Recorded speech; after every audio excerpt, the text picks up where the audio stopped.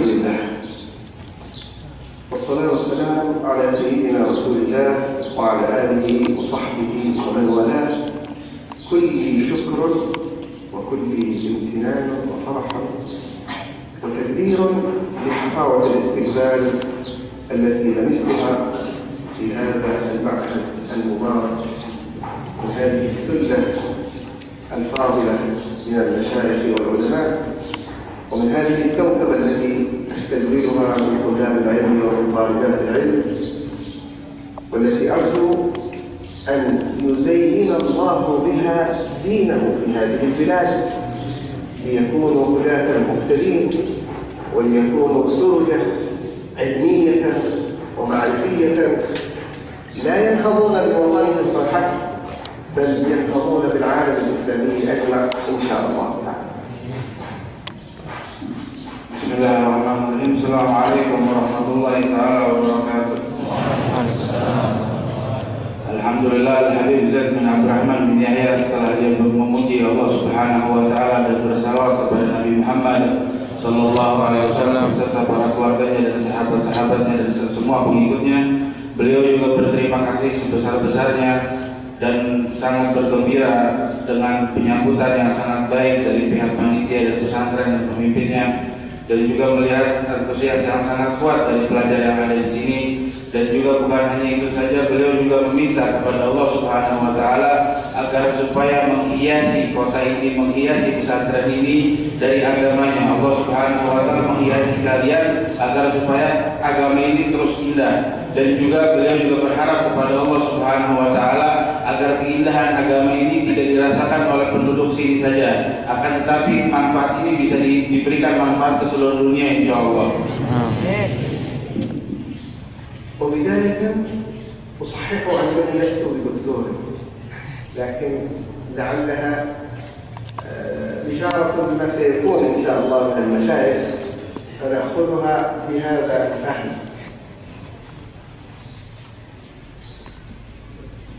Dan untuk mengawali semua ini, terus terang saja saya bukan dokter, tetapi insya Allah apa yang dikatakan para tuan guru itu adalah kabar gembira agar supaya kelak nanti saya akan mendapatkan gelar tersebut insya Allah.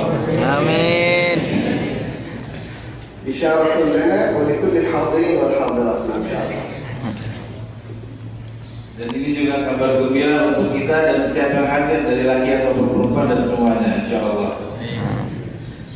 وحديثنا كما سمعتم عن أهل السنة والجماعة بين طرفي المدينة، ذلك أن الإسلام بكله هو الدين الوسط وأمته الأمة الوسط، كذلك جعلناكم أمة وسطا لتكونوا شهداء على الناس.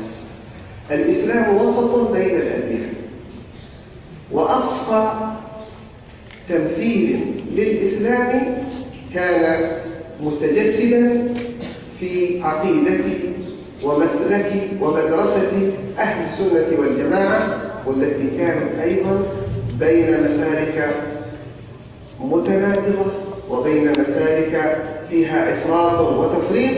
جعل الله وسطية في الإسلام وجعل الله وسطية في التيار الذي مثل الإسلام تمثيلا كاملا وهو مسلك أهل السنة والجماعة.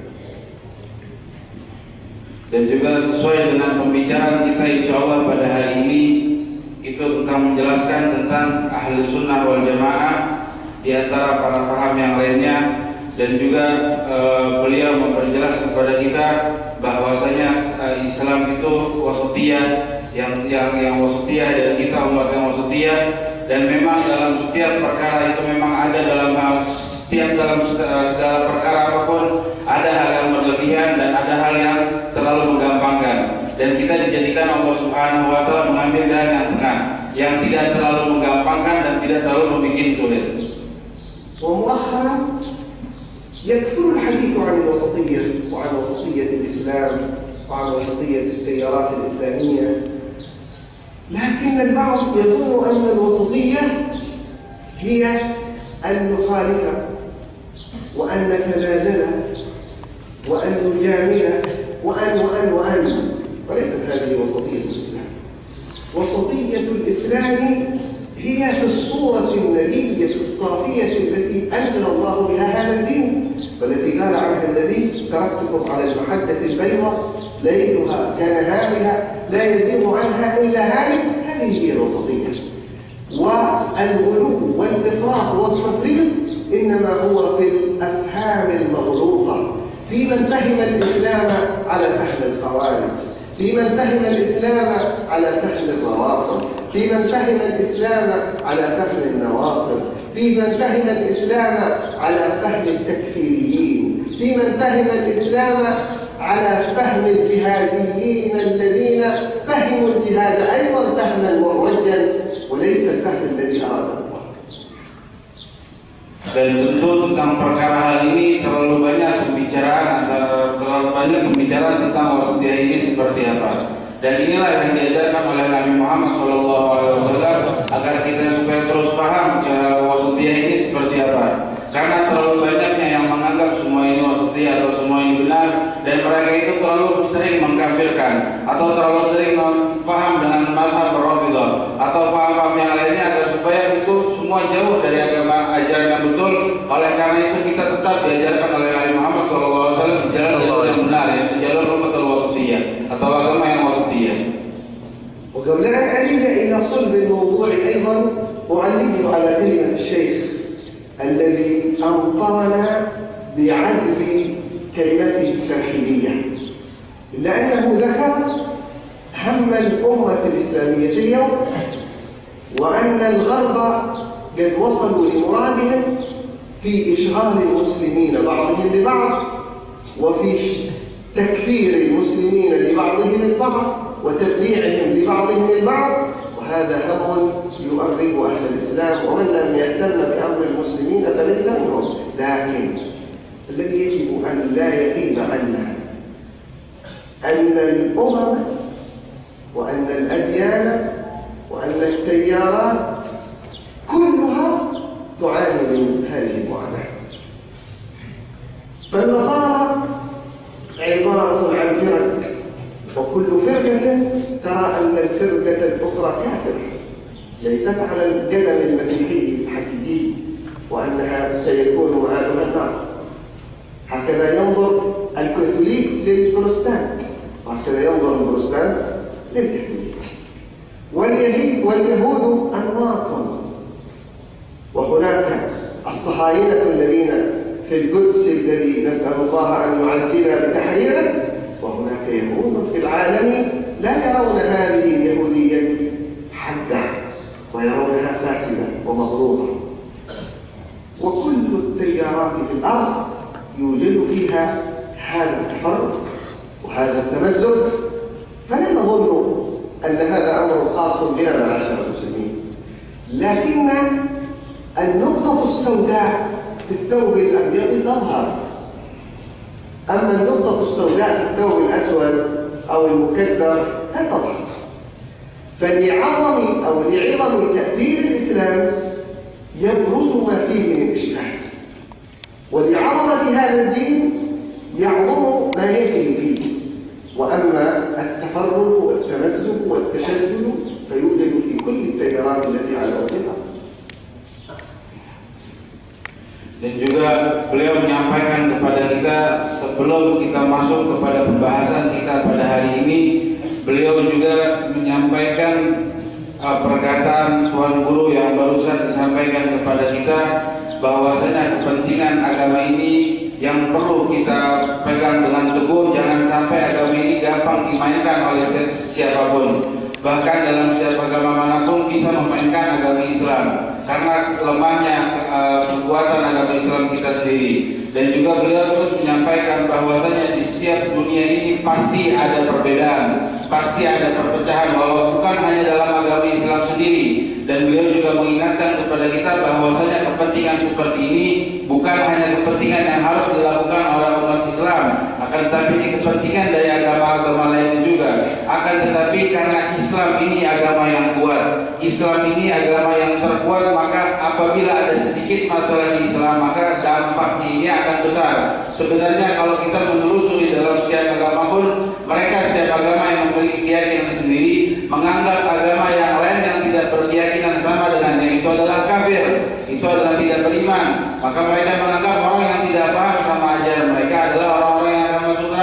Ini yang terjadi di antara orang-orang Kristen dan orang-orang Katolik sebagiannya. Dan mereka juga orang-orang Yahudi menganggap dirinya ini yang paling betul. Akan tetapi karena keberadaan Yahudi ini tidak terlalu banyak di dunia atau tidak terlalu kuat dari zaman dulu, mungkin sekarang agak berbeda keadaannya. Setiap masalah yang terjadi di agama lain itu tidak terlalu jelas dampak hasilnya di masyarakat umum. Akan tetapi karena Islam adalah Islam yang paling kuat, agama yang paling kuat dan yang paling benar menurut mereka sebenarnya, apabila akan terjadi perbedaan atau perpecahan di agama Islam kita sendiri ini, maka akan dibesar-besarkan dan terus akan dibesar-besarkan sehingga kepentingan kita untuk menjaga akidah kita dan menjaga ajaran kita dengan benar. وهذه الأحوال التي نرجو أن يرفعها الله عن أهل الإسلام لها صلة بموضوعنا. فلو أن قواعد مسلك أهل السنة كان ثابتا على ما كان عليه في الأعصر الأولى ما حصلت هذه الفتن. بل إن من أكبر أسباب هذه الفتن اتساع فكر التكفير وفكر التبكير والفهم المغلوط لمسائل من أعمال أهل السنة والجماعة جعلت أفرادا أرادوا نصرة الإسلام وأرادوا تحقيق الكتاب والسنة يفهمون الأمور على غير واقعها ويريدون أن ينصروا الإسلام بالجهل والتكفير والتفجير إلى غير ذلك من الأمور، فكان ما نئن وما نشتكي منه من هذه الأحوال. Dan keadaan seperti ini sebenarnya ada sangkut pautnya yang sangat jelas dalam pembahasan kita pada hari ini. Karena tergantung kuatnya kita berpegang teguh dengan ajaran atau akidah yang kita anut dan sebagaimana yang mereka anut orang-orang terdahulu sampai zamannya Nabi Muhammad SAW, maka tidak akan terjadi hal-hal seperti ini yang sekarang banyak perbedaan pendapat. Akan tetapi karena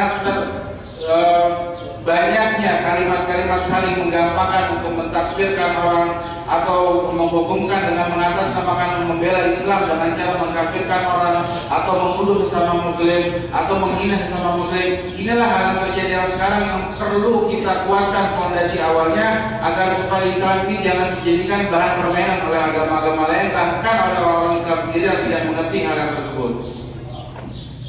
ولكي لا يطول بنا التقديم نريد إلى صلب الأمر، فحديثنا عن أهل السنة بين طرفي النجيب. من هم أهل السنة والجماعة؟ أهل السنة والجماعة هم الذين دعاهم القرآن إلى أن يلتفتوا وإلى أن يجتمعوا إلى سبيل المؤمنين. قال تعالى: ومن يشاقق الرسول من بعد ما تبين له الهدى ويتبع غير سبيل المؤمنين نوله ما تولى ونصله جهنم وساءت مصيرا. ما هو سبيل المؤمنين؟ سبيل المؤمنين هو سبيل الجماعة التي قال عنها النبي: لا تجتمع أمتي على ضلالة. سبيل المؤمنين سبيل الجماعة، والذي قال عنه النبي صلى الله عليه وسلم: إنما يأكل الذئب من الغنم القاصية. Dan juga beliau menyampaikan agar supaya pembahasan pembukaan ini tidak terlalu panjang, kita langsung masuk saja kepada pembahasan kita tentang Ahlus Sunnah wal Jamaah ini. Dan mereka siapa sebenarnya Ahlus Sunnah wal Jamaah ini? Dan ajaran-ajaran apa sebenarnya yang diajarkan oleh Ahlus Sunnah wal Jamaah ini? Yang telah beliau sampaikan juga dalam Al-Quran telah disampaikan bahwasanya barang siapa yang telah tidak mengikuti ajaran Nabi Muhammad SAW atau terus mencari jalan untuk memfitnah Nabi Muhammad SAW dengan cara apapun atau dengan cara membarukan ajaran-ajaran yang baru dan tidak mengikuti jalan orang-orang Islam, maka ini adalah orang-orang yang keluar dari metode Ahlus Sunnah wal Jamaah. Dan juga banyak pembahasan yang lain yang akan kita bahas dalam ini nanti. Dan juga Nabi Muhammad SAW telah menjelaskan banyak dari ajaran Ahlus Sunnah wal Jamaah yang sebagaimana disampaikan oleh beliau, Ahlus Sunnah wal Jamaah itu ajarannya adalah ajaran yang mengikuti caraku atau mengikuti cara-cara sahabat-sahabatku dan tabi'in dan setelahnya. وأنبه ونحن في إبحارنا في هذه القضايا أن هذه المذكرة تتحدث عن طرفي نقيض كما قلنا: طرف التكفير والتبديع والتشريك والتحذير لأهل الإسلام ولأئمة الإسلام، وطرف التطاول على سلف الأمة وأصحابها الكرام. وأهل السنة بين هؤلاء وهؤلاء. أهل السنة ليسوا مع هؤلاء ولا مع هؤلاء، هم بين فرد وجنب، هم على الصراط المستقيم. لم يزرعوا في الأمة إلا معاني الحب، وإلا معاني الود، وإلا معاني الهداية، وإلا معاني التعظيم لسلف الأمة ولكل من تقدمنا من أهل الإيمان. فلا تجعل في قلوبنا غلا للذين آمنوا، إلا أنها جمعت على عجل، فهي أشبه بمباحث متفرقة وليست مرتبة ترتيبا منظما لكي يكون دورا. ذلك لأن الموضوع طلب مني في وقت متأخر من مجيئي إلى هذه البلدة. Dan juga beliau di sini menjelaskan bahwa Ahlus Sunnah di antara dua kelompok yang ekstrem atau dua kelompok yang salah. Beliau menjelaskan di sini banyak Ahlus Sunnah yang berpikir tentang kelompok yang pertama itu terlalu menggampangkan atau mentakfirkan sesama Muslim yang lainnya. Dan kelompok yang satu lagi mengatasnamakan dirinya sebagai pengikut orang-orang salaf. Dan sebenarnya cara mereka ini yang cara penggunaan mereka yang salah, makanya kita memutuskan di sini. Ahli sunnah kita bukan mengikuti golongan yang pertama atau mengikuti golongan yang kedua. Akan tetapi ahli sunnah kita yang kita ajarkan ini adalah terus menumbuhkan rasa kecintaan kita kepada sesama muslim dan berpegang teguh dengan ajaran Nabi Muhammad SAW sehingga timbul rasa kecintaan atau rasa mengagungkan sesama muslim, sehingga tidak gampang mensalahkan atau tidak gampang mengkafirkan atau tidak gampang meremehkan orang-orang muslim yang lainnya. Dan beliau juga menyampaikan bahwasanya metode ini atau judul pelajaran kita pada hari ini itu sebenarnya sangat penting. Tetapi karena kabar yang mendadak yang datang sampai beliau, sehingga beliau tidak sempat untuk mengumpulkan hal yang banyak, sehingga beliau hanya mampu mengumpulkan hal yang sedikit ini, yang sebenarnya pembahasan tentang Ahlus Sunnah wal Jamaah itu sangatlah panjang dan luas. Tapi karena sempitnya waktu, beliau hanya sempat memberikan yang seperti ini, dan ini karena sempitnya waktu. وسنقتطف من هذه المذكرة التي بين أيدينا لمحات، وتستطيعون بالمطالعة أن تستوفوا ما فيها من مباحث، وذلك أن الوقت لن يتسع لقراءة حتى مبحث واحد بتفصيل، ولكن هذا المرور والاستعراض أشبه بمدخل وفتح باب لهذه القضايا. Dan juga beliau menyampaikan bahwasanya pembahasan seperti ini tidak cukup dengan waktu yang sebentar atau tidak cukup dengan waktu yang berjam-jam saja.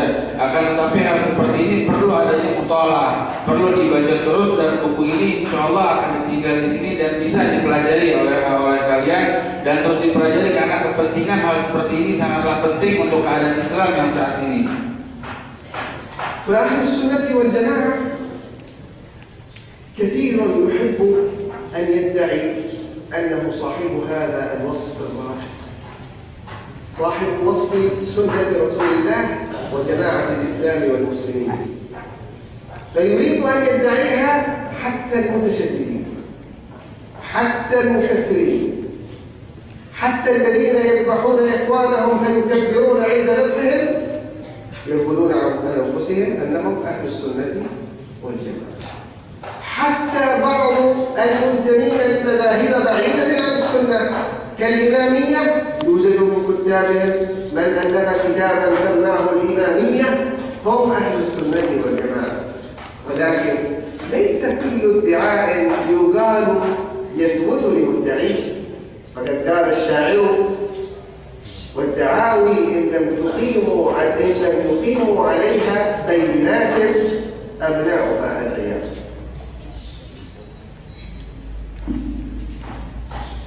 Dan juga tentang perkara Ahlus Sunnah wal Jamaah ini, banyak dari sekelompok yang mengatasnamakan dirinya Ahlus Sunnah wal Jamaah. Bahkan mereka mengatasnamakan dirinya Ahlus Sunnah wal Jamaah kelompok golongan mazhab yang terlalu keras, yang ekstrim. Dan juga mereka kelompok golongan yang mengatasnamakan dirinya atau mengakui dirinya Ahlus Sunnah wal Jamaah ini adalah kelompok yang biasa atau gampang mentakfirkan orang. Dan bahkan orang yang ajaran yang jauh dari mazhab Ahlus Sunnah wal Jamaah, yang keluar metodenya dari Ahlus Sunnah wal Jamaah ini mengatasnamakan dirinya Ahlus Sunnah wal Jamaah, Sebagaimana mazhab Imamiyah, mereka sampai mengarang kitab Al-Imaniyah hum Ahlus Sunnah wal Jamaah. Sampai dibikin bukunya sendiri bahwa ini keluar dari metode ajaran kita sangat jauh. Akan tetapi mereka mengatasnamakannya dirinya pun Ahlus Sunnah wal Jamaah. Akan tetapi sebagaimana disampaikan oleh beliau, tidak gampang atau tidak bisa sebagian orang pun mengatasnamakan dirinya masuk dalam golongan ini atau golongan yang itu. Tentu saja tidak gampang kita mempercayai seperti itu aja. Akan tetapi yang kita butuhkan di sini Ahlus Sunnah wal Jamaah, ajarannya sama atau tidak, pemikirannya sama atau tidak, cara berjalannya sama atau tidak. Kalau memang sama berarti mereka bisa disebut Ahlus Sunnah wal Jamaah. Akan tetapi kalau keluar dari semua ini, mereka tidak bisa disebut Ahlus Sunnah wal Jamaah walaupun mereka mengatasnamakan dirinya Ahlus Sunnah wal Jamaah. يقول الإمام الكبير المسوقي عن أهل السنة والجماعة أنهم الذين اتفقوا على معتقد فيما يجب وما يجوز وما يستحيل في حق الله عز وجل وفي حق أنبيائه، واختلفوا في الطرق الموصلة إلى ذلك وجعلهم في 3 محاور. أولهم أهل الحديث ومعتمدهم النصوص النجلية.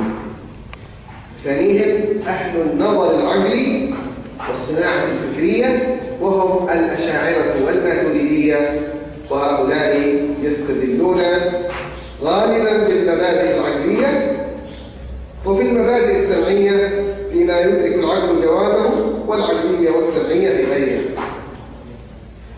والطائفة الثالثة هم أهل الوجدان والكشف وهم أهل التصوف.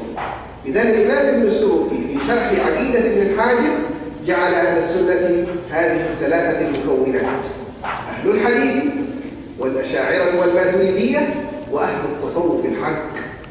هؤلاء هم أهل السنة والجماعة، حتى لا يأتي فكر غريب، فكر زائغ، فكر ضال يريد أن يجر الأمة إلى فساد فيدعي أنه هو أهل السنة والجماعة وأن هؤلاء ليسوا من أهل السنة والجماعة. Beliau juga menyampaikan kemudian siapa Ahlus Sunnah wal Jamaah ini. Al-Imam Subki, imam besar mengatakan bahwasanya siapa itu Ahlus Sunnah wal Jamaah.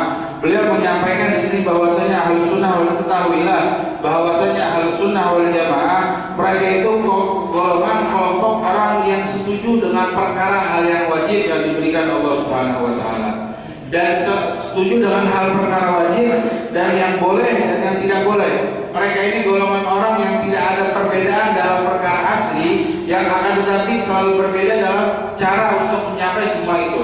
Tidak ada perbedaan dalam pemikiran mereka dalam apa yang diwajibkan, apa yang mustahil, apa yang harus dikerjakan. Tidak berbeda pendapat antara Ahlus Sunnah wal Jamaah. Akan tetapi Imam Subki menyampaikan mereka hanya berbeda pendapat cara jalannya saja.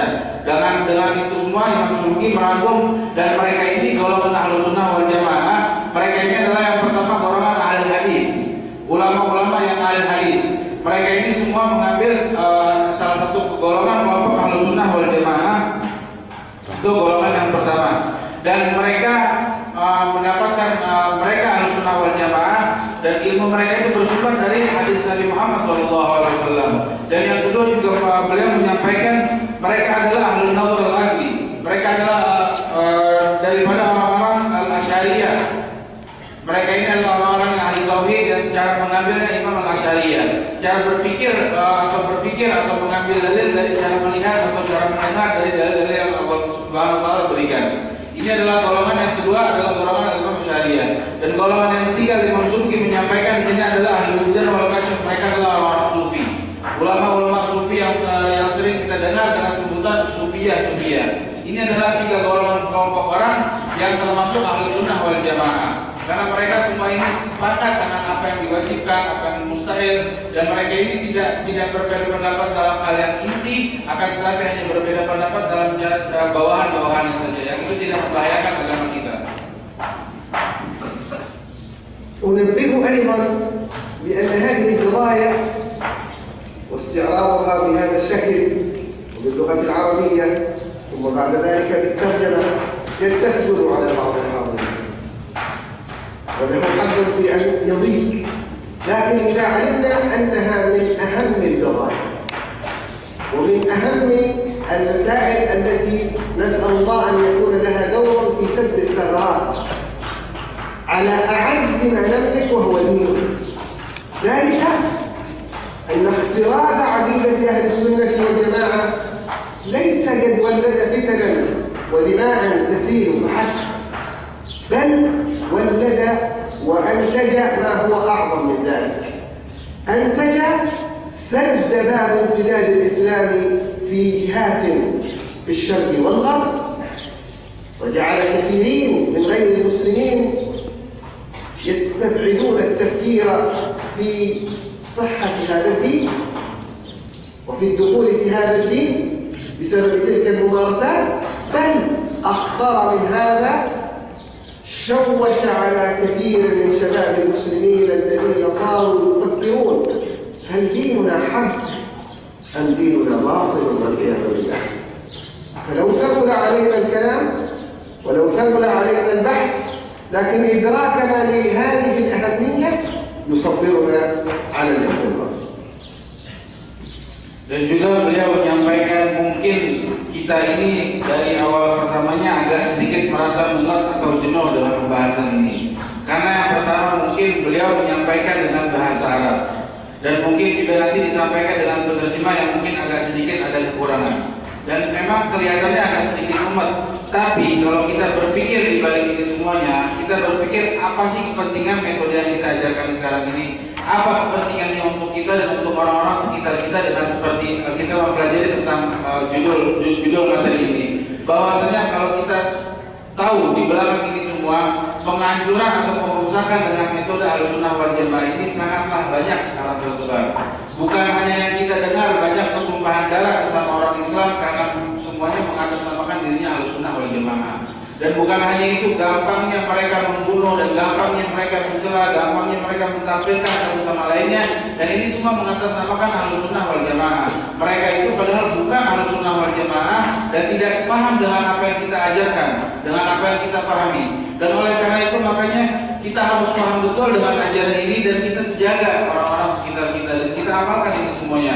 Dan juga beliau menyampaikan yang terakhir, buah hasil dari semua ini, buah hasil dari orang-orang yang ingin menghancurkan Ahlussunnah wal Jamaah seperti banyaknya pertumpahan darah antara sesama muslim, banyaknya kalimat untuk gampang mengkafirkan satu sama lainnya. Dan yang lebih parah dari itu pun, bahkan banyak orang dari Islam sendiri yang kurang kuat agamanya atau kurang banyak pemahaman ilmunya, mereka sering bertanya apakah agama kita ini sudah betul? Kok banyak perbedaan? Kok banyak yang saling membunuh? Kok banyak yang saling mentakfirkan? Apakah agama kita ini sudah betul? Ini buah hasil daripada percobaan untuk merusak Ahlussunnah wal Jamaah. Oleh karena itu, karena pentingnya akidah Ahlussunnah wal Jamaah ini, makanya kita harus benar-benar pahami betul ajaran ini dan terus mengajarkan ajaran ini. الإسلام كهذه القطعة من الأرض التي نحن الآن عليها، والمسجد كعقيدة أهل السنة والجماعة. فإن لم نبني الجدران والأعمدة والأركان بمواد نقية سليمة صافية من الغش، ستصلب هذه الجدران علينا وعلى من خارج المسجد، على من هم في المسجد من أهل الإسلام وعلى من هم خارج المسجد ممن لم يدخلوا إلى الإسلام. هذا هو الخطأ.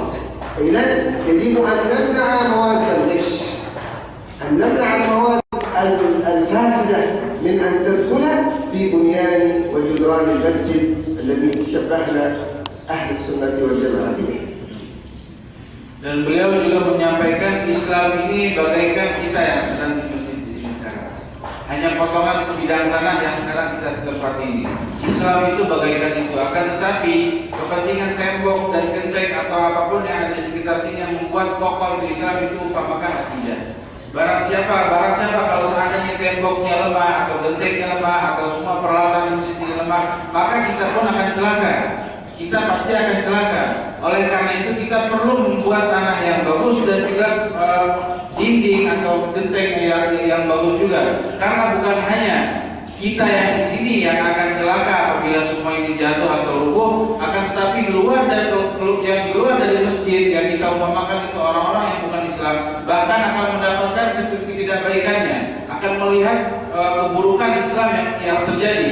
Oleh karena itu makanya kepentingan kita untuk menjaga akidah ini bukan hanya kita memperluas ajaran Islam, akan tetapi kita perlu memperkuat akidahnya. كلام ابن السبكي الذي استعرضناه وأن مكونات أهل السنة والجماعة في أهل الحديث والأشاعرة والماتريدية وأهل الوجدان وأهل التصوف كلام حق، لكن لكثرة دور الأشاعرة والماتريدية في تحرير عقائد أهل السنة صار أوصل بهم تعريف أهل السنة والجماعة. صار يقال أهل السنة هم الأشاعرة والماتريدية. في ذلك يقول شيخ الإسلام التاج السبكي هؤلاء الحنفية والشافعية والمالكية وفضلاء الحنابلة ولله الحمد في العقائد يد واحدة، كلهم أي أتباع المذاهب الأربعة كلهم على رأي أهل السنة والجماعة يدينون الله تعالى بطريق شيخ السنة أبي الحسن الأشعري رحمه الله كما في كتابه معيد النعم ومبيد النعم.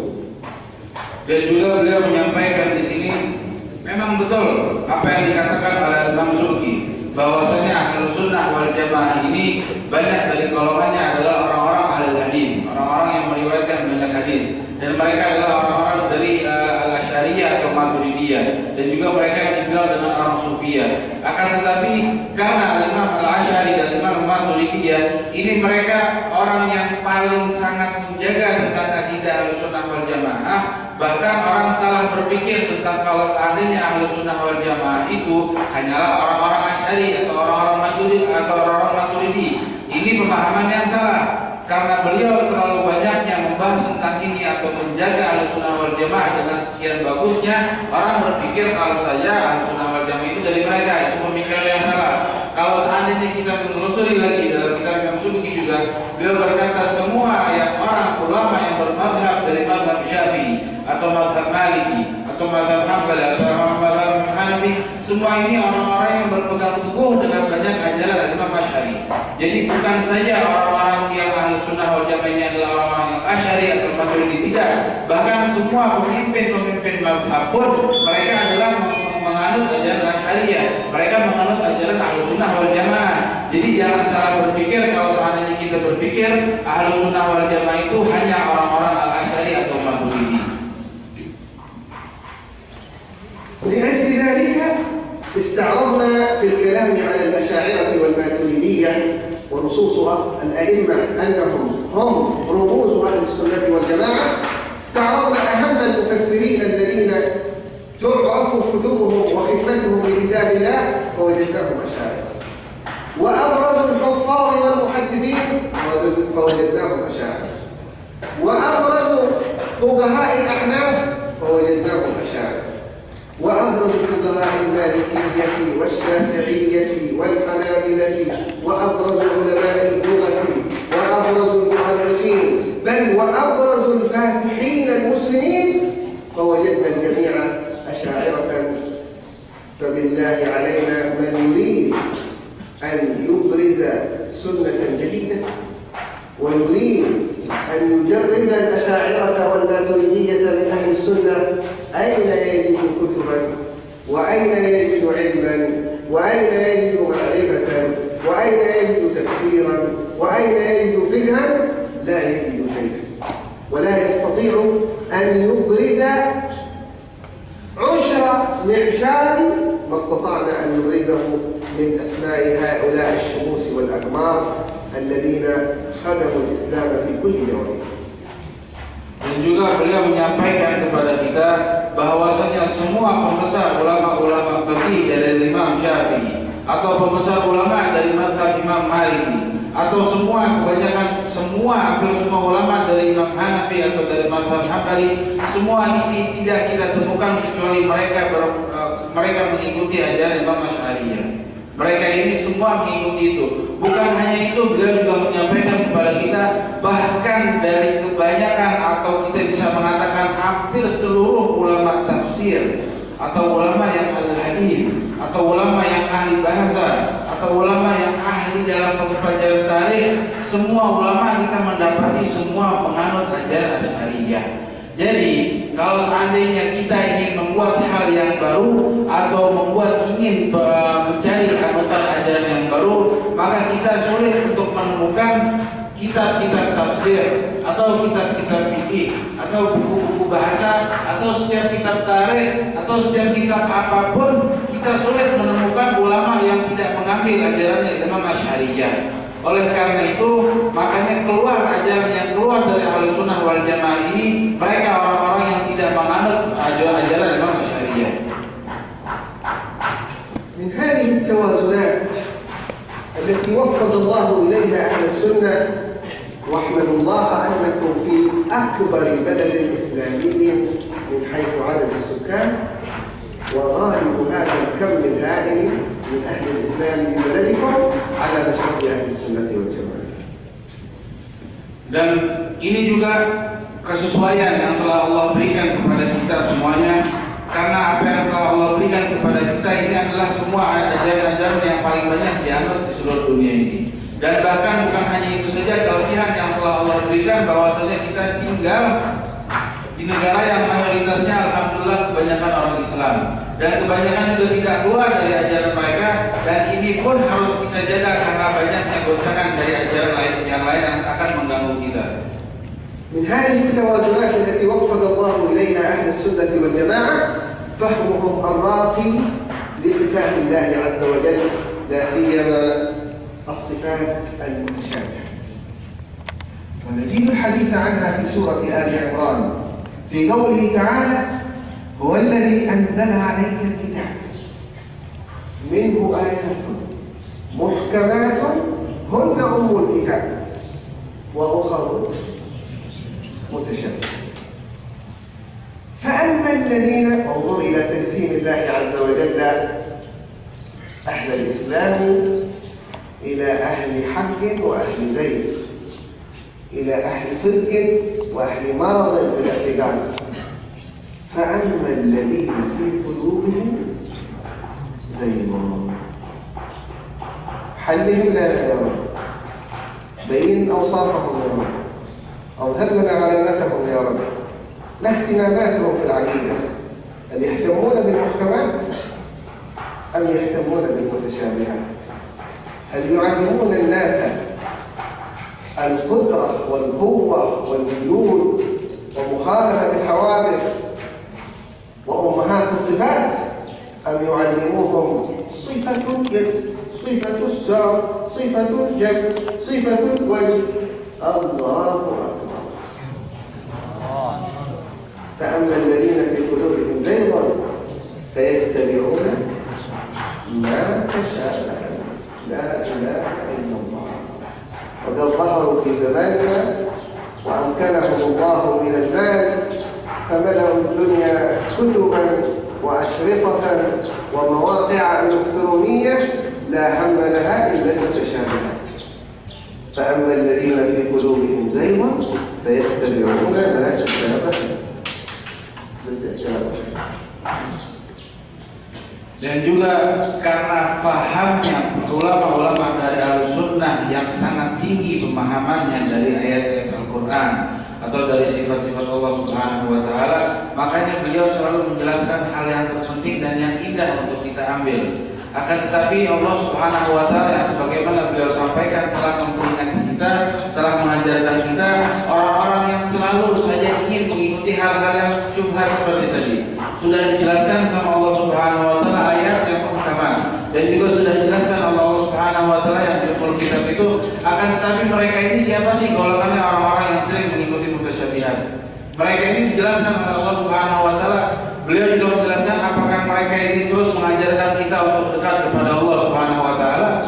Apakah mereka ini terus mengajarkan kita bagaimana tetap menjauhkan sifat-sifat yang mustahil dari Allah Subhanahu wa Ta'ala? Apakah mereka ini, apa yang mereka ajarkan? Allah Subhanahu wa Ta'ala juga menjelaskan di sini. Wa amal ladzina fi qulubihim zayg, ya'lamuna fayattabi'una ma tashabaha minhu. Dan mereka ini selalu mengikuti ayat-ayat mutasyabih. Selalu saja hal-hal seperti itu yang mensibukkan dirinya untuk merusak akidah kita semuanya.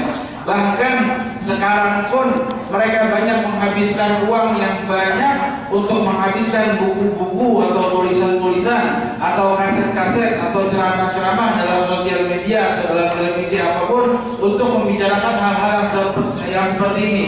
Allah telah menjelaskan ini semua jauh dari sebelum kita lahir sekarang. Akan tetapi banyak perkara tersebut yang timbul sekarang. Oleh karena itu kewaspadaan yang harus kita miliki, benteng dari akidah yang kuat yang harus kita miliki agar supaya kita tidak gampang terpengaruh dengan ajaran-ajaran seperti ini. فيتبعون ما تشابه منه قال الله عز وجل ابتغاء الفتنة أدركوا أم لم يدركوا أرادوا أم لم يريدوا اتباعهم واشتغالهم بالمتشابه ينتج ويثمر فتنا في بيوت المسلمين وفتنا في مساجد المسلمين وفتنا في بلاد المسلمين وكلها مشاهدة ملموسة في هذه الآية. Dan juga mereka ini sifatnya seperti itu yang terus mengikuti ayat-ayat mutasyabihat. Sesungguhnya apa yang mereka inginkan? Mereka menginginkan di sini Allah Subhanahu wa taala ibtigha al-fitnah. Mereka selalu membuat fitnah tersebut sadar atau tidak sadar, tahu atau tidak tahu, mengerti atau tidak mengerti, mereka terus menyebarkan fitnah yang mereka banyak yang tidak sadar. Di mana mereka menyebarkan fitnah? Di rumah-rumah Islam, di banyak-banyak masjid, di kota-kota Islam, di mana tempat Islam yang terkuat mereka pun bisa menyebarkan dan bahkan mereka sangat kuat di situ. Oleh karena itu kita harus mengetahui atau membentengi yang sangat kuat akidah atau paham kita sehingga kita tidak gampang terpengaruh dengan hal seperti itu karena mereka masuknya dari rumah-rumah kita bukan dari tempat yang lain. من هذه الفتن ما ذكره لي أحد إخواننا الدعاة وهو الحبيب علي زين العابدين الجفري قال أن جماعة من الأحناف كانوا في بريطانيا وكانوا يعرفون شيئا من مجالس الذكر وكان في المسجد جماعة من الذين يحكمون على غيرهم بالكفر والبدعة لأدنى أمر فاختلفوا معهم ولم يكفهم رفع أصواتهم حتى اشتبكوا بالأيدي فما كان من الشرطة البريطانية إلا أن حضرت إلى المسجد ودخلوا إلى المسجد ومعهم كلابهم البوليسية فقال لهم بعض المسلمين هذا مسجد محل عبادة كيف تدخلون بالكلاب؟ قال لو لم تتعاركوا ما دخلنا لكن معركتكم وفتنتكم أمنتنا بأن ندخل بكلابنا والعياذ. Dan juga beliau teringat cerita yang datang juga dari salah satu saudara beliau Al-Habib Ali Zain Al-Abidin Al-Jufri. Mereka mendapatkan cerita salah satu golongan orang-orang Islam yang bermadzhabkan Hanafi. Ketika sedang bermasjid, mereka ini golongan orang yang biasa berzikir bersama-sama. Dan kebetulan tidak jauh dari situ juga ada kelompok golongan Islam tapi tidak suka dengan hal-hal seperti itu, sehingga terjadilah percekcokan antara golongan dua tersebut. Dari awal mula percekcokan hanya sekedar dari mulut saja, sampai kepada mulai kekerasan yang lainnya. Sehingga kepolisian pun di kota Pretoria pada saat itu ingin melerai jangan sampai hal-hal pekerjaan ini terjadi besar di negara mereka, sehingga mereka masukkan anjing mereka ke masjid-masjidnya. Kemudian mereka orang Islam pun agak sedikit komentar protes, ini adalah masjid kami, jangan kau masukkan anjing kalian. Kalau polisi ini pun menjawab, kalau seandainya kalian tidak ada masalah, kalau seandainya kalian terus bersatu, maka kami tidak akan masukkan anjing kami ke dalam masjid kalian. إذا تحددت الفكرة التي أنبأ عنها القرآن ابتغاء الفتنة وابتغاء تأويله أي قد يكون الاهتمام بالمتشابه رغبة في التأويل قال الله وما يعلم تأويله إلا الله. وهنا يجب سلف الأشاعرة سلف الأشاعرة يقفون على قوله تعالى وما يعلم تأويله إلا الله، ويفوضون معاني هذه الصفات إلى الله عز وجل، ينفون حقيقتها، ينفون عن اليد الجارحة الدم العظم، ويفوضون المقصود منها إلى الله عز وجل، انطلاقا من قوله وما يعلم تأويله إلا الله.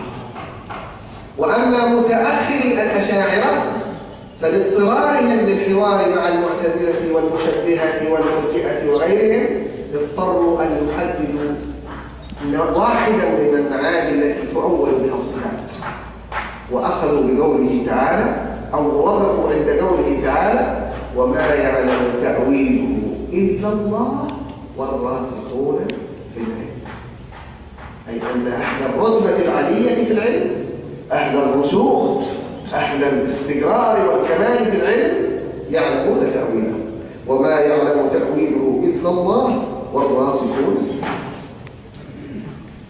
Dan juga beliau menyampaikan ini yang cerita di Plutonia yang tadi ini hanyalah kumparan cerita gambaran sedikit dari buah hasil fitnah yang mereka sebarkan kepada kita, sehingga mereka bisa menjadikan orang kafir pun bisa masuk merusak rumah kita sendiri karena salah satu buah hasil fitnah yang mereka keluarkan.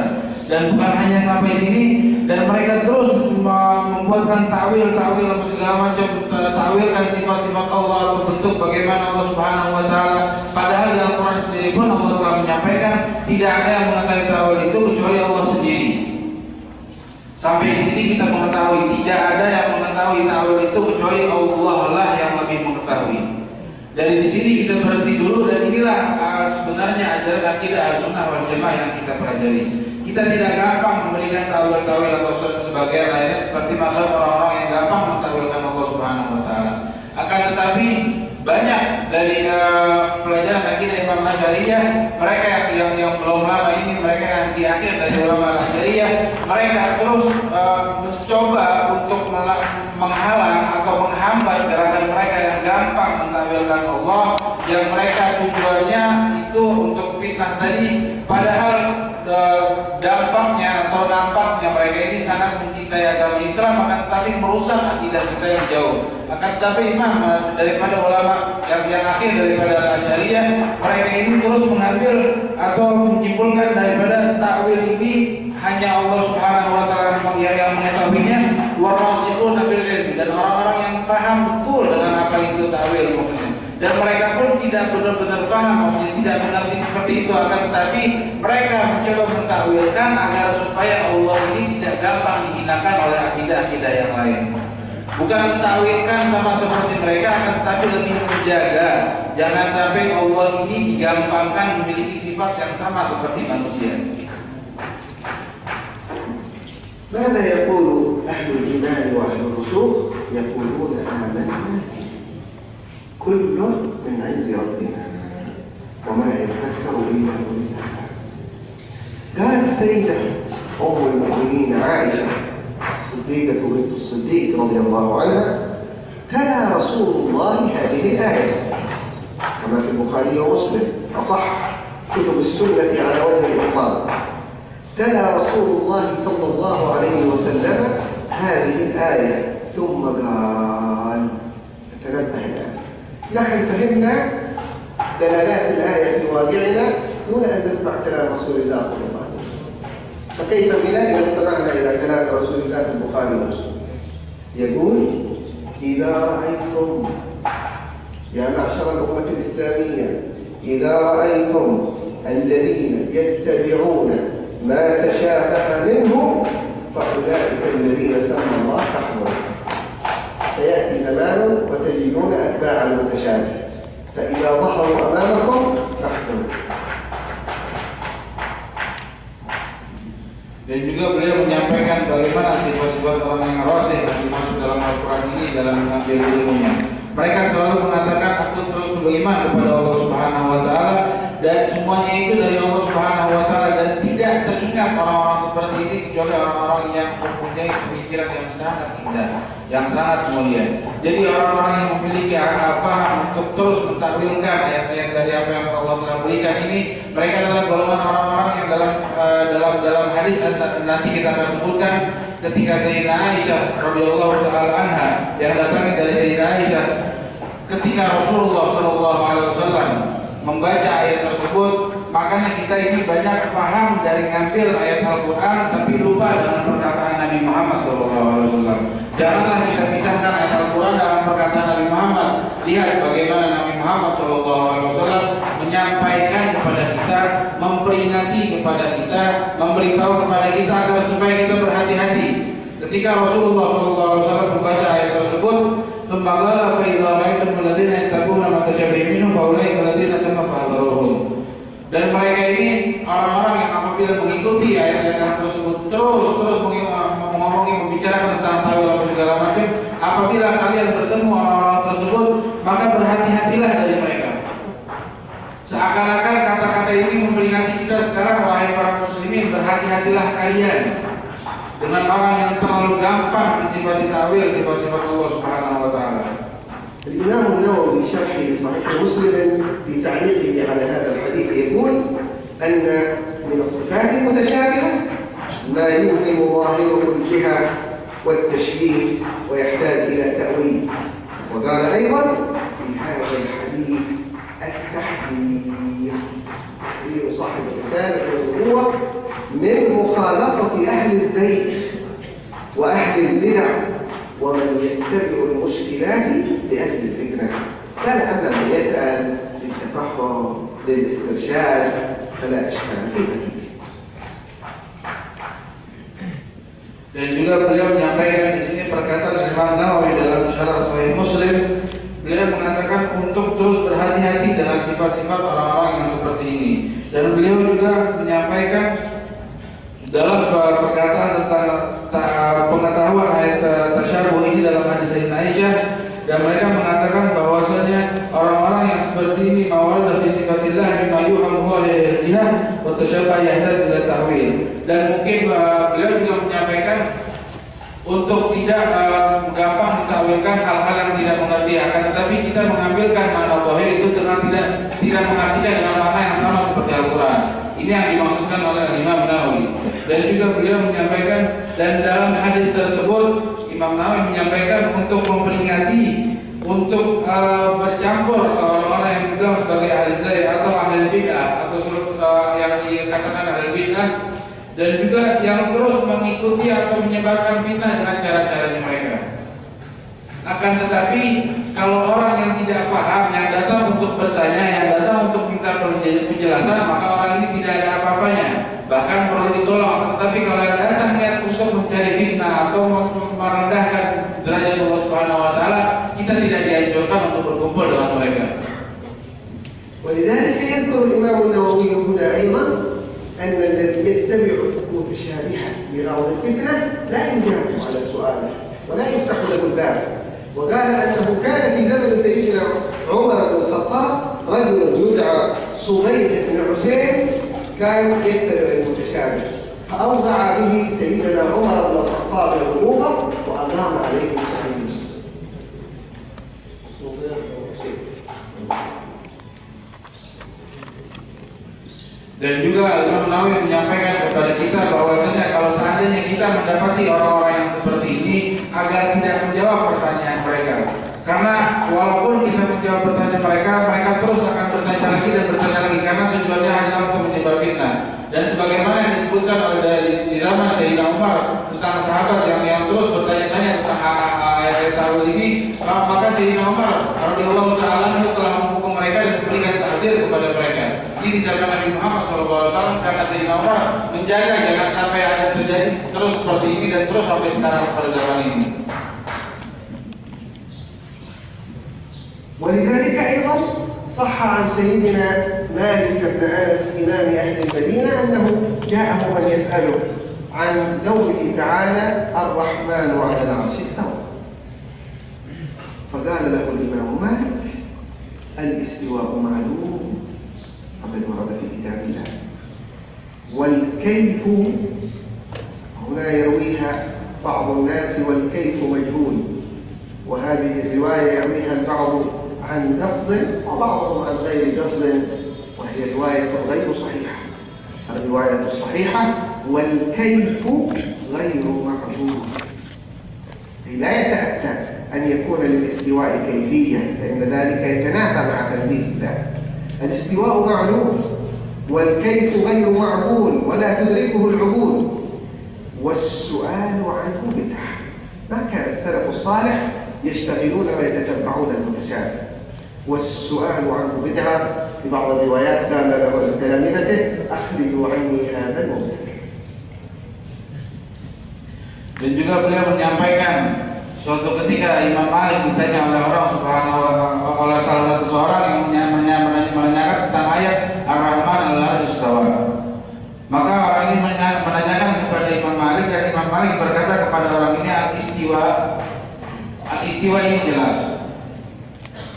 dan tidak perlu dijelaskan lagi. Akan tetapi pertanyaan kaifa ini yang tidak jelas. Ini pertanyaan yang tidak jelas. Kalau engkau menanyakan istiwa ini sangat maklum, sangat jelas. Akan tetapi pertanyaan kaifa ini tidak jelas dan tidak boleh. Dan tidak bertanya hal yang seperti ini kecuali orang bid'ah. Dan diriwayatkan juga Imam Malik pada saat itu meminta kepada muridnya untuk mengeluarkan orang bid'ah ini dari depannya. Karena orang yang menanyakan ini adalah orang yang bid'ah. Ini yang sering dikatakan yang dijelaskan dalam ayat sebelumnya ini. ثم تعرضنا لمذهب سلف الأشاعرة وهو التفويض، ومذهب خلف الأشاعرة وهو التأويل، ووجه كل ودلائل كل، بل إن من السلف من أول أيضا، ولكن ذلك يسير جدا. Dan sekarang kita masuk ke dalam pembahasan tafwid dan takwil daripada mereka orang-orang Ahlussunnah wal Jamaah. Dan banyak memang dari mereka juga yang saling mengikuti takwil atau tafwid. Dan sekarang kita akan masuk dalam pembahasan ini insyaallah. وتعرضنا بعد ذلك لمفهوم السلف، وأن السلف هم أرباب القرون الثلاثة الخيرية التي شهد لهم النبي صلى الله عليه وسلم في صحيح البخاري بقوله خير الناس قرني ثم الذين يلونهم ثم الذين يلونهم. والرواية المشهورة في غير البخاري لكنها على ألسنة الناس: خير القرون قرني ثم الذين يلونهم ثم الذين يلونهم. فهذه الأحاديث تثبت الخيرية لأهل القرون الثلاثة على سبيل الإجمال. أما على سبيل الأفراد فهناك من بعدهم ممن هو خير منهم، هناك من أرباب هذه القرون من كانت له أفكار غير سديدة، لكن الخيرية تثبت لمجموع تلك القرون. Dan juga beliau menyampaikan siapa itu orang-orang salaf. Dan sebagaimana disampaikan oleh hadis Nabi Muhammad SAW, sebaiknya zaman ini adalah zamanku, kemudian zaman yang setelahnya dan yang setelahnya. Oleh karena itu kebanyakan dari mereka ini menyampaikan bahwa salaf ini mereka adalah orang yang zaman di 3 garam setelah Nabi Muhammad SAW. Ini adalah orang-orang yang salaf yang patut ditiru atau coba dari yang seharusnya kita tiru dari sekarang ini. ثم تعرضنا لمسألة التكفير والتي فتح شرها بظهور الخوارج في زمن سيدنا عثمان ثم في زمن سيدنا علي بن أبي طالب، الذين ابتدأوا بتكفير أصحاب رسول الله صلى الله عليه وسلم، بل بتكفير أفراد من العشرة المبشرين بالجنة. ولذلك كان من مميزات أهل السنة والجماعة كما تميزوا في الآيات المتشابهة في الوسطية بين الذين ذهبوا إلى التشبيه وبين الذين ذهبوا إلى نفي هذه الصفات عن الله عز وجل، أيضا في مسألة التكفير كانوا في الصراط المستقيم أيضا، فعلموا الناس التورع عن التكفير والبعد عن التكفير حتى في من قرب وقوعه في الكفر، فكيف في من لا يقرب بل يبعد عنهم الكفر. Dan juga kita harus paham tentang bagaimana orang-orang yang gampang mentakfirkan orang tadi. Sebagaimana yang telah disampaikan beliau ini, singkatnya saja, hanya saja kita harus paham dengan mereka yang terus mentasbihkan sifat-sifat Allah Subhanahu wa taala atau tidak mempercayai sama sekali sifat-sifat Allah Subhanahu wa taala. Ini adalah termasuk dari golongan-golongan mereka orang tersebut, dan oleh karena itu kita harus paham betul dan kita harus berpegang teguh dengan ajaran tersebut, dan beliau akan masuk dalam metode ini. لذلك حذر النبي صلى الله عليه وسلم من التكفير وقال من كان لأخيه يا كافر فقد باء بها أحدهما ومن كفر مسلما فقد كفر إلى غير ذلك من التحذيرات التي صدرت عن النبي صلى الله عليه وآله وسلم. فتنزه الصحابة عن التكفير ووقع فيها الخوارج ووقع فيها من كان أيضا على غير المنهج السليم وعلى غير منهج أهل السنة والجماعة. وأما الصحابة فكانوا أهل ورع. ولعلكم تذكرون كلمة الإمام علي بن أبي طالب عندما سأله البعض عن الخوارج الذين يكفرون الإمام علي بن أبي طالب وكفروا قبله سيدنا عثمان بن عفان. قالوا له أكفارهم هؤلاء الخوارج كفار؟ قال هم من الكفر فرد، ليسوا كفار، هم من الكفر فرد. هم كفرونا ظنا أنهم لا يسلم إيمانهم إلا بتكفيرنا، فأخطاؤهم سببها تخوفهم من أن يقعوا في الكفر. هم إلى الكفر فرد. قال له السائل فمنافقين هم إذا لم يكونوا كفارا وأنت تقاتلهم وتحاربهم فأقل شيء هم منافقين. قال المنافقون لا يذكرون الله إلا قليلا كما في القرآن، وهؤلاء يذكرون الله كثيرا يقومون الليل ويذكرون الله كثيرا. قالوا فمنهم لا تريد أن تكفرهم ولا تريد أن تصفهم بالنفاق، فماذا ترى في هؤلاء الخوارج؟ قال هم إخواننا بغوا علينا، هم إخوان مسلمون لكنهم أهل بغي أهل ظلم أهل فساد. Dan juga Nabi Muhammad SAW terus memperingati kita dan memperingati sahabat-sahabatnya agar tidak gampang mengatakan kafir kepada seorang muslim. Dan juga banyak disampaikan dari hadis Nabi Muhammad SAW. Barang siapa yang mengkafirkan seorang muslim, maka sesungguhnya dia itu adalah yang kafir. Oleh karena itu sahabat sangat menjaga ajaran dari Nabi Muhammad SAW, karena ajaran dari Nabi Muhammad selalu diambil oleh para sahabat, dan peringatan dari Nabi Muhammad sangat dihati-hatikan oleh para sahabat, sehingga tidak gampang untuk para sahabat mengkafirkan orang. Sampai nanti akhirnya timbul juga dari kaum Khawarij dan Rawafid. Dan mungkin juga beliau menyampaikan kisah Sayyidina Ali bin Abi Thalib yang mungkin kita sering dengar, akan tapi beliau sedikit menyampaikan ajaran Nabi Muhammad SAW. Ketika Sayyidina Ali bin Abi Thalib ditanya oleh salah seorang sahabat, "Wahai Sayyidina Ali, apa pendapatmu tentang kaum Khawarij?" Kemudian Sayyidina Ali mengatakan mereka ini dari kekafiran lari, jauh dari kafir. Bagaimana bisa? Padahal mereka itu terus memerangi kamu. Sayyidina Ali tidak mengkafirkan mereka. Mereka itu memerangi kita atau kita memerangi mereka karena mereka takut kekafiran, makanya mereka perang sama kita. Alasan mereka perang sama kita atau mereka melawan kita, tidak mendengar omongan kita, itu karena takut kafir. Sebenarnya dia itu bukan kafir. Makanya dibilang sama Sayyidina Ali, mereka jauh dari kekafiran. Kemudian orang ini tersebut menjawab, kalau dia bukan kafir berarti dia ini munafik. Kalau orang-orang munafik, Sayyidina Ali berkata, kalau orang-orang munafik ini tidak berzikir kepada Allah yang banyak, tapi mereka itu berzikir kepada Allah banyak. Berarti mereka ini golongan orang yang bukan kafir dan bukan munafik. Ini menurut siapa? Menurut Sayyidina Ali bin Abi Thalib, itu daripada kita ilmunya Nabi Muhammad SAW. Kalau seandainya Sayyidina Ali tidak mengkafirkan mereka, padahal jelas mereka ini tidak mendengar perintah dan tidak mengatakan mereka ini orang-orang munafik, tapi Sayyidina Ali hanya mengatakan mereka adalah kaum bagau.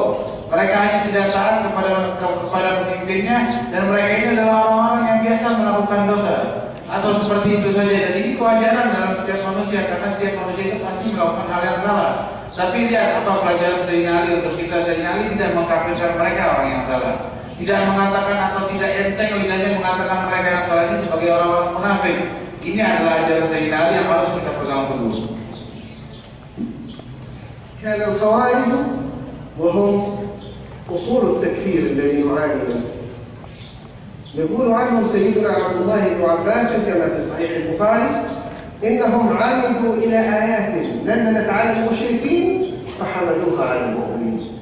كانوا في زمانهم إذا رأوا كافرا فإنهم لا يتعرضون له بل يبلغوه مأمنه، لكن إن وجدوا مسلما لا يقول بقولهم إما أن يقول بقولهم وإما أن يقتلوه والعياذ. Dan ini juga sesuai dengan apa yang disampaikan oleh Imam Abdullah bin Abbas. Karena Imam Abdullah bin Abbas ini selalu menyampaikan mereka ini adalah mereka yang harus kita benahi sebenarnya atau kita terjaga dari ajaran atau paham-paham mereka. Karena mereka ini selalu menggampangkan ayat yang seharusnya turun kepada orang kafir tapi dihukumkan untuk orang-orang Islam. Dan ini sudah nampak, memang sudah ada dari zaman dahulu. Akan tetapi itu sangat jelas atau sangat kelihatan buah hasilnya sekarang pada zaman kita. Oleh karena itu beliau juga menyampaikan kepada kita bahwasanya jangan ikuti golongan orang yang selalu mengamalkan atau menjadikan hukum yang seharusnya untuk orang kafir tapi menjadikan hukum itu kepada orang Islam. ولذلك أصل لنا أهل السنة البعد عن التكفير، وقالوا لأن تخطئ في الحكم بالإيمان خير لك من أن تخطئ في الحكم بالتكفير. وقال الإمام الرازي فيما روي عنه: إذا بلغني عن رجل 99 شبهة كفر وشبهة إيمان واحدة حكمت بالإيمان. Oleh karena itu beliau juga mengingatkan kepada kita agar supaya kita tidak gampang menafsirkan orang sesama muslim, apalagi sesama muslim.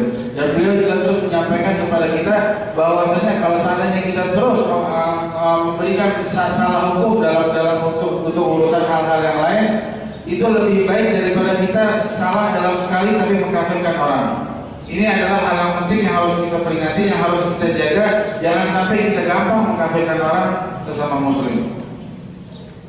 وهذه الفتن التي سبق الحديث عنها في أول المجلس من اختلاط وذهاب الأمن والأمان وسيلان الدماء وذبح الرؤوس إلى غير ذلك من مصائب وبلايا يئن لها أهل الدين وأهل الفضل والصلاح إنما كانت نتيجة لهذا التكفير.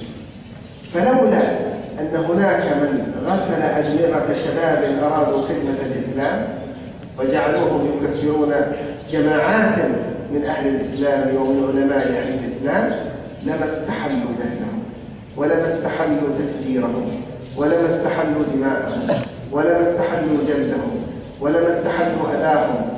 لكن عندما غسلت الأدمغة وعندما سبيت التكفير كان هذا التفجير. Dan juga beliau menyampaikan hadis yang pertama kali atau pembicaraan yang kita bicarakan di awal waktu tadi, bahwasanya lihat apa buah hasil dari mereka yang lihat buah hasil dari apa yang telah mereka ajarkan kepada orang-orang Islam sekarang. Banyaknya pertumpahan darah, entengnya lidah mengatakan kafir kepada seorang Islam, dan banyak pertumpahan darah yang terjadi sekarang di mata kita.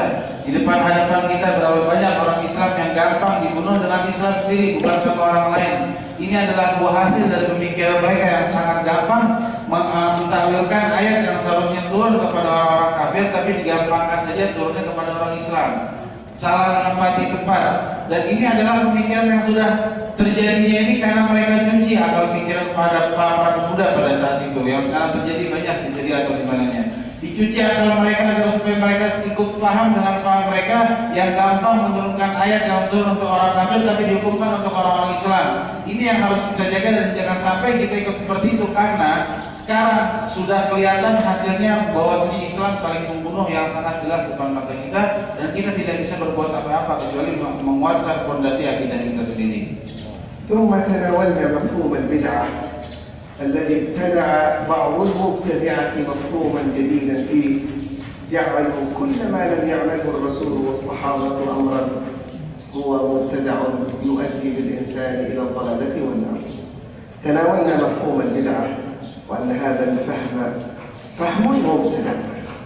أما فهم البدعة عند الصحابة فهو أنها إن وافقت الشريعة كانت محمودة، وإن خالفت الشريعة كانت مذمومة، وأنها قد تكون واجبة وقد تكون محرمة وقد تكون ومندوبة وقد تكون مكروهة وقد تكون مباحة. قائدهم في ذلك قول سيدنا عمر بن الخطاب الذي قال النبي عنه إن الله جعل الحق على لسان عمر وقلبه.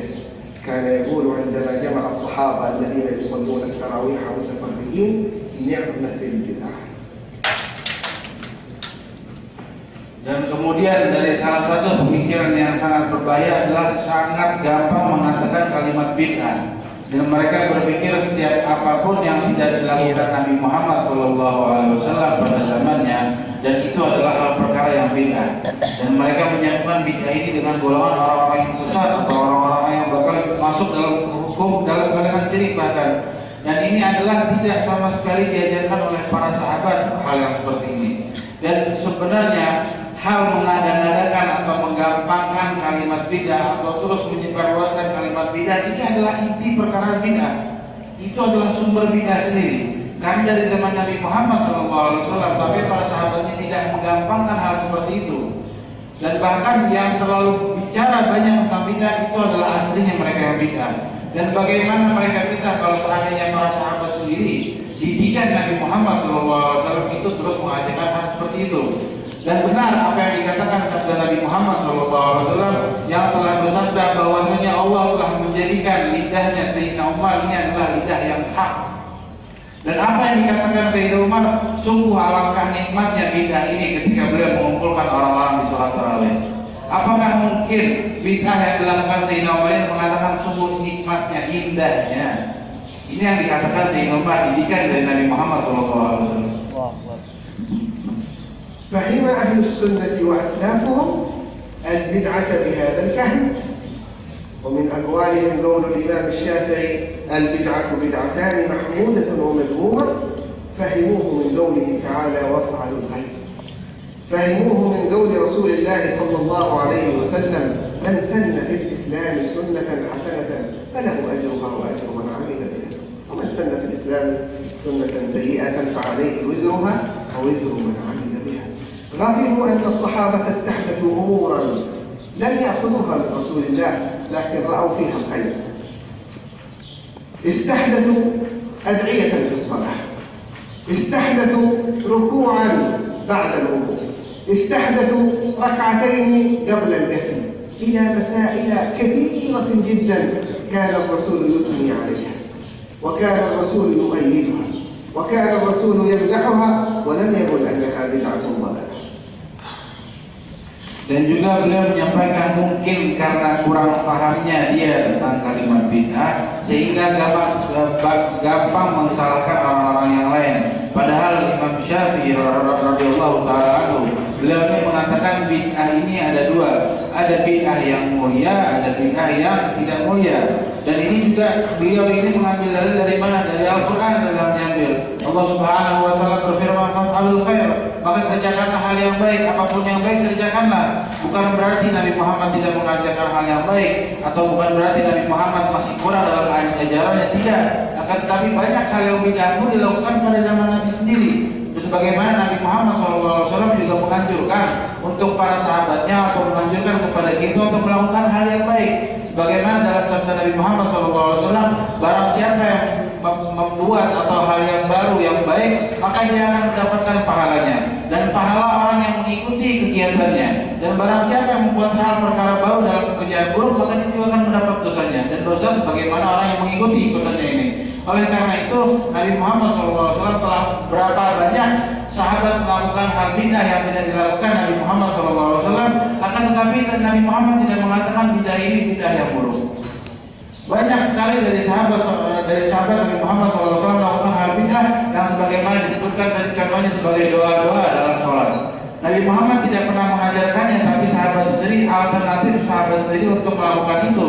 Nabi Muhammad tidak mencelanya, bahkan Nabi Muhammad memujinya. Dan banyak hal yang dilakukan sahabat Nabi Muhammad dalam perkara yang tidak diajarkan Nabi Muhammad SAW.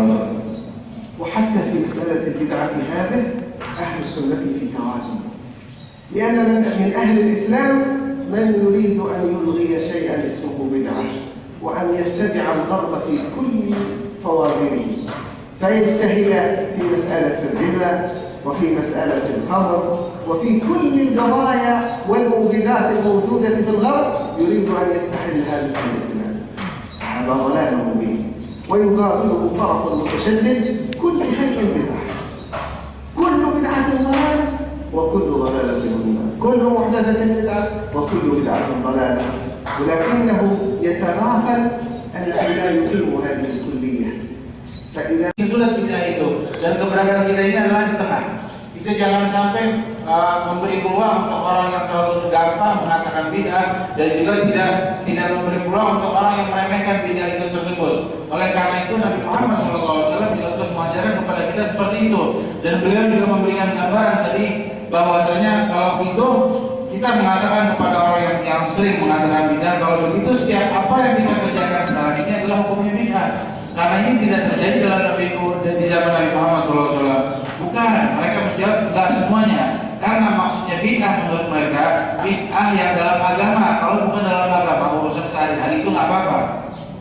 Oleh karena itu, kenapa dia bisa mengkhususkan bid'ah dalam agama saja, tapi kenapa tidak dalam hal yang lain? Ini adalah mengambil hukum dari paham yang mengambil hukum dari cara mereka sendiri dan tidak mendengar kata-kata orang lain atau seperti yang diajarkan dari Nabi Muhammad SAW.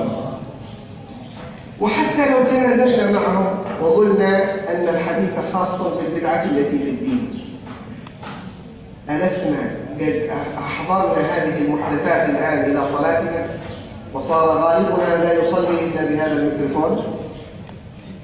ألا تدخل هذه المحدثات الآن في المسعى وفي رمي الجمرات وفي كل موقف من مواقف الحج؟ أليست هذه بدعة؟ كيف استجبتم أن تكون بدعة في الدين؟ ولو أطلقنا الأمر كما قلتم كل بدعة فصرنا الآن في المسجد ملآنين بالبدع. فهذا التيشو الذي تسمونه هذا بدعة ما استخدمه النبي صلى الله عليه وسلم، وهذا الجوال الآن الذي كلنا معنا أيضا هذا بدعة، وهذه العلب التي نضع فيها الماء هذه بدعة، الأوراق هذه الحديثة والطباعة والإنترنت كلها هذه أيضا بدع. فنجد أنفسنا في مئات وملايين البدع، لكنها بدع مندوبة، بدع تخدم الدين، لا تعارض الدين بل تخدم. Dan juga beliau menyampaikannya, kalau seandainya tadi golongan mereka ini mengatakan bid'ah ini yang ada urusan atau sangkut pautnya dengan agama. Tapi beliau ini menyampaikan kalau betul semua orang yang kita lakukan sholatnya kita ini semua sedunia sudah melakukan hal yang salah. Karena semua sholat kita melakukan hal yang bid'ah. Kita tidak akan menemukan masjid dimanapun, mungkin 1-2 sekarang di Indonesia yang tidak menggunakan mikrofon sekarang. Ini dalam ibadah, semuanya pakai mikrofon, dan kalau seandainya mikrofon ini kan untuk ibadah juga. Dan ini bid'ah, zaman Nabi Muhammad tidak ada, berarti sholat kita sholat bid'ah. Berarti semuanya salah. Dan juga bukan hanya dalam sholat, dalam ibadah haji pun sekarang banyak bid'ahnya. Dulu melempar batu di Romi itu tidak keadaannya seperti sekarang. Sekarang enak, ada 3 lantai. Itu zaman Nabi nggak ada lantai-lantai, semuanya sama satu. Berarti semua orang yang haji itu hajinya melakukan hal yang bid'ah. Semuanya bid'ah, dan mereka tidak bisa mengatakan atau tidak bisa menjawab hal seperti ini. Karena dalam sholat kita melakukan yang bid'ah, dalam ibadah haji kita juga melakukan hal yang bid'ah. Kalau saya jauh-jauh sekarang kayak tisu, beliau memberi contoh tisu ini nggak ada zaman Nabi Muhammad. Ini berarti semua yang kita lakukan bid'ah. Buku sekarang yang ada sekarang itu tidak ada zaman Nabi Muhammad. Berarti kita cara belajar kita bid'ah, cara ibadah kita bid'ah, cara minum kita pun zaman Nabi Muhammad nggak ada botolan kayak gini. Ini bid'ah juga kata beliau. Berarti ibadah kita bid'ah, cara muamalah kita bid'ah, semuanya dari lahir sampai mati pun kita bid'ah. ولذلك كان أحد هؤلاء الذين يفهمون البدعة هذا الفهم المبتدع حضر عند بعض أهل العلم، وكل يوم يسأل هذه بدعة هذه بدعة هذه بدعة، حتى ضاق منه هذا المدرس. قال لو سمحت لا أريدك أن تحضر الدرس. قال لماذا؟ قال لأنك لم تكن في زمن رسول الله صلى الله عليه وسلم، أنت بدعة واخرج من عندنا. Dan juga beliau menyampaikan satu cerita kepada orang yang kembali dari sekolah yang biasa mengajarkan tentang hal bid'ah tersebut. Kemudian setelah masuk di kelas atau belajar ke pengajian yang biasa akidah sama kita, kemudian orang ini mengatakan ini bid'ah, ini bid'ah, ini bid'ah, semuanya ada di situ dilihat bid'ah, semuanya bid'ah. kata ustaznya udah kalau begitu ente sekarang keluar aja, karena ente gak hidup zaman Nabi, hidup ya zaman Nabi aja yang kita setelah zaman Nabi. إذا هذا فهم كما قلنا بعيد عن العلم، بعيد عن العقل، بعيد عن المنطق. وبعد ذلك مررنا على مسألة التبرك، وقد ورد في حديث صحيح مسلم عن أنس بن مالك أنه قال: أصابنا مطر وما أكثر ما يصيبكم المطر. أصابنا مطر ونحن مع رسول الله صلى الله عليه وسلم فحسر ثوبه، أي كشف عن جسده ثوبه صلى الله عليه وسلم حتى أصابه من المطر. فقلنا: يا رسول الله لما صنعت هذا؟ قال صلى الله عليه وآله وسلم: إنه حديث عهد بربه. وقال الإمام النووي في شرحه: إنه صلى الله عليه وآله وسلم يرى أن المطر رحمة، وأنها قريبة العهد بخلقها من الله عز وجل، فيتبرك بها صلى الله وسلم وبارك عليه وعلى آله. لكن بعض أهل الفهم المبتدع ترتفع عندهم حساسيتهم إذا رأوا من يتبرك بمطره، من يتبرك بنبي، بصالح، بعالم، بقرآن، بمجلس ذكر، كأنهم بعيدين عن أن التبرك كانت بدايته من أصحاب رسول الله صلى الله عليه وآله وسلم. كان النبي نائما، وكانت إحدى محارمه تسلك عرجه، تأخذ عرج النبي صلى الله عليه وسلم تضعه في قارورة. فأفاد النبي: ماذا تصنعين؟ قالت: يا رسول الله نجمع عرجك فنضعه في طيبنا فيكون من أحسن الطيب ونداوي به مرضانا. فما قال لها النبي: ما هذه البدع؟ ما هذه الأشياء المبتدعة؟ سمح لها بأن تجمع عرجه صلى الله عليه وآله وسلم. ومعروف أن الصحابة كانوا يتكلون على ماء وضوئه صلى الله عليه وآله وسلم، وعلى آثاره وعلى فضلاته وعلى تتبعه صلى الله عليه وسلم وبارك عليه وعلى آله. لكننا جئنا الآن في من يرفض التبرك جملة وتفصيلا، وكأنه لم يدرس في شريعتنا التبرك بالحجر الأسود، التمسح بالحجر الأسود، والذي لا يصل إليه يشير إليه من بعيد، والتبرك بالركن اليماني. هذه من صميم ديننا، أم أن في شريعتنا مظاهر وثنية والعياذ بالله كما يريد أن يفهمها بعض الجهل. Dan juga terakhir beliau menyampaikan tentang hal bid'ah ini adalah hal perkara yang sebenarnya panjang lebar. Kalau seandainya kita pengen singkat aja gampang. Dan ini sebenarnya kalau kita pikir dengan jernih, ini jauh dari akal pikiran manusia yang jernih. Ini jauh dari hati yang sebenarnya jernih, perkataan bid'ah seperti itu. Ini bahkan tidak dikatakan oleh orang yang merasa dirinya itu orang yang belajar agama. Dan hal yang seperti ini banyak yang harus kita berhati-hati dan jangan menggampangkan atau meremehkan juga. Dan kemudian beliau juga sedang masuk tentang bab tabarruk, ambil berkah tabarruk. Dan beliau menyampaikan membuka hadis dengan hadis yang ketika sahabat SAW berkata, ya Rasulullah, kita telah turun hujan. Kemudian Nabi Muhammad SAW pun singkat ceritanya, di situ Nabi Muhammad pun ikut ngambil hujan sampai kelihatan kulit badannya karena bajunya basah. Kemudian ini adalah rahmah dari Allah Subhanahu Wa Taala. Karena perkataan Nabi Muhammad ini rahmah, dan sahabatnya semua ikut ngambil hujan semuanya. Karena tahu ini adalah rahmah dari Allah, dan dia tahu baru berkah dari air yang Allah turunkan. Ngambil berkah dari air. Ini adalah yang diajarkan Nabi Muhammad kepada sahabat-sahabatnya. Jadi sebenarnya asli ngambil berkah atau tabarruk itu ada dari zaman dahulu. Dari zaman yang pertama kali manusia yang mengajarkan Islam itu sudah bertabarruk dengan air. Apakah Nabi Muhammad itu tidak memiliki berkah? Nabi Muhammad sendiri memiliki berkah. Tapi ajaran kalau beliau pun mengambil berkah atau bertabarruk dengan air atau hujan. Dan bukan hanya itu, sahabat pun mengikutinya, sampai kita pun sekarang banyak mengikutinya. Kita tabarruk bukan hanya kepada air hujan, kita kepada tabarruk kepada alim ulama, orang yang dekat kepada Allah Subhanahu Wa Taala. Kita minta keberkahannya. Tapi karena kurang pahamnya mereka tentang arti tabarruk atau arti keberkahan, makanya banyak mensalahkan orang tabarruk. Digampangkanlah, dikasih hukum baru orang-orang yang tabarruk. Dari zaman Nabi Muhammad Nabi Muhammad pasti tidak membiarkan orang-orang mengambil berkah dengan air hujan. Dan juga banyak cerita yang kita dengar dari Nabi Muhammad SAW, salah satu mahramnya mengambil air tetesan keringat Nabi Muhammad SAW. Ketika Nabi Muhammad sadar ketika sedang tidur dan keluar keringat dari badannya Nabi Muhammad, orang-orang tersebut, mahram ini tersebut mengambil air keringatnya Nabi Muhammad SAW. Kemudian Nabi pun terbangun dan berkata kepada orang tersebut, apa yang kau lakukan? Aku mengambil keringatmu ya Rasulullah dan aku menjadikan minyak ini minyak wangi. Dan aku juga menjadikan dalam riwayat yang lain menjadikan minyak wangi ini sebagai obat apabila ada yang sakit dalam kerabatku. Ini mengambil tabaruk atau berkah dari keringat Nabi Muhammad SAW.